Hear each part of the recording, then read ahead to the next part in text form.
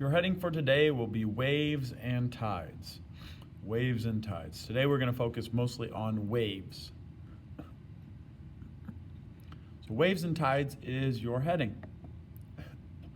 Waves can be caused by a number of things. First one, winds, earthquakes, and gravitational force of sun and moon, which cause tides. Go ahead and write this down, please. Causes of waves: wind, earthquakes, and the gravity of the sun and moon. If I'm going too fast, you can always pause it.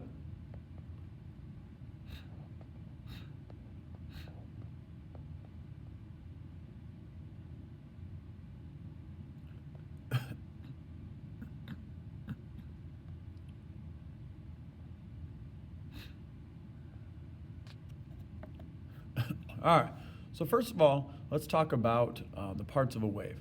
What I'd like you to do is write down parts of a wave, and then I'd like you to sketch this. This is a wave, okay? It could be a wave of water, it could be a wave of energy, a wave of light, a radio wave, X-ray, whatever it is, okay? This is what a wave looks like. What I'd like you to do is sketch this, and then label the crest and the trough. So on a wave, the very top part is called the crest. The crest of something is the high part. If we're talking about the crest of a hill, the crest of a mountain, it's the very highest part. The trough is the opposite. It's the very lowest part. Okay, maybe you have animals or something, and you have a trough where you put their feet in. Okay, it's a little like dip that can hold stuff. Well, the bottom part right here is a trough. So we have the crest and the trough.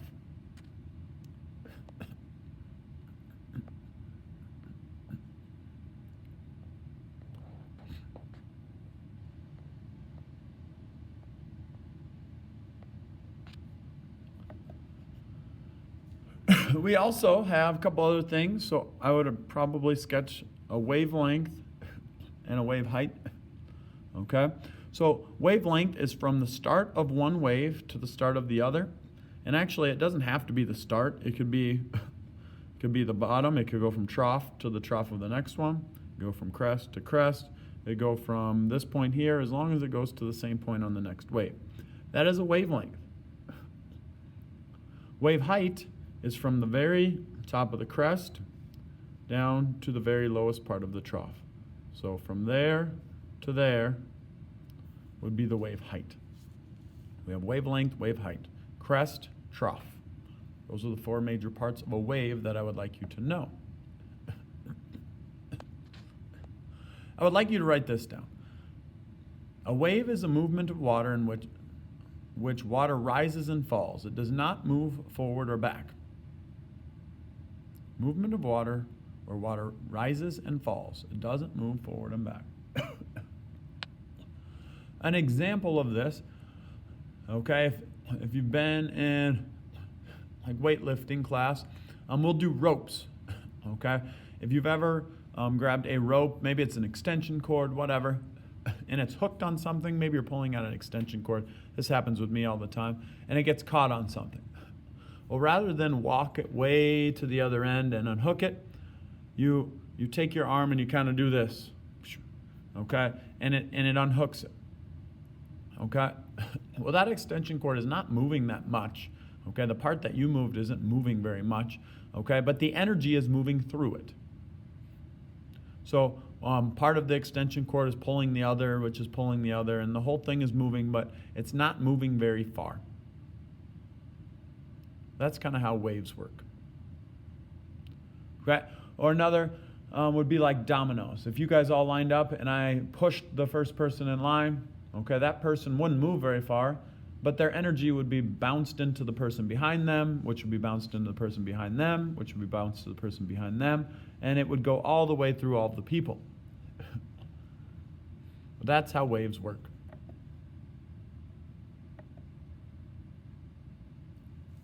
Go ahead and write this. As waves get closer to land, the wave height increases and the depth of the water decreases as the depth of the water decreases.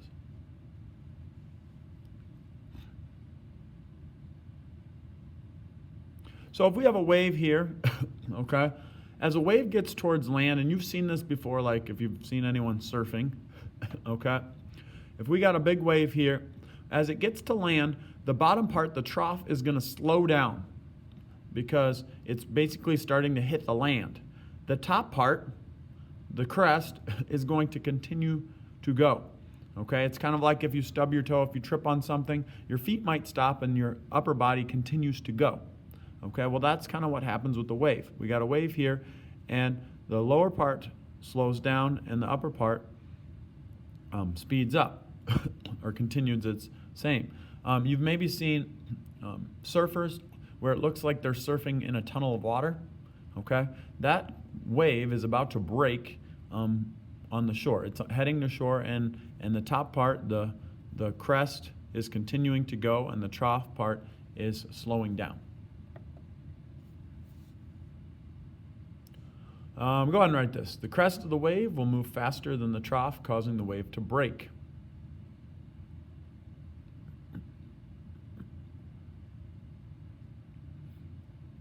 The crest of the wave will move faster than the trough, causing the wave to break.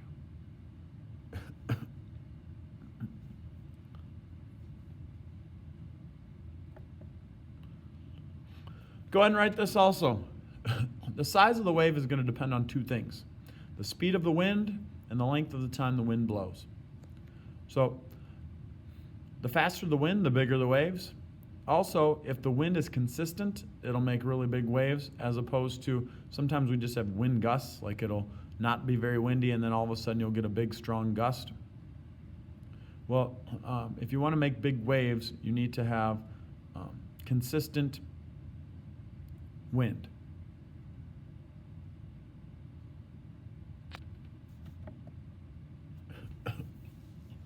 This might be the last thing here. Tsunami, an ocean wave generated by a submarine, earthquake, volcano, or landslide. An ocean wave generated by a submarine, earthquake, volcano, or landslide.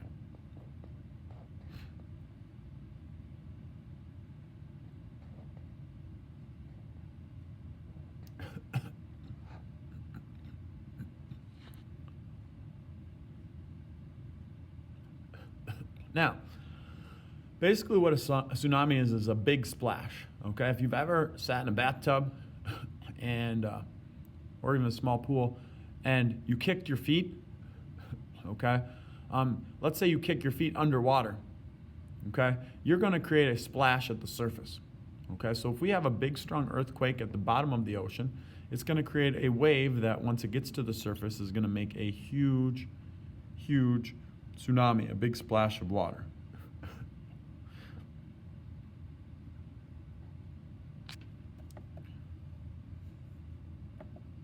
Let's stop there.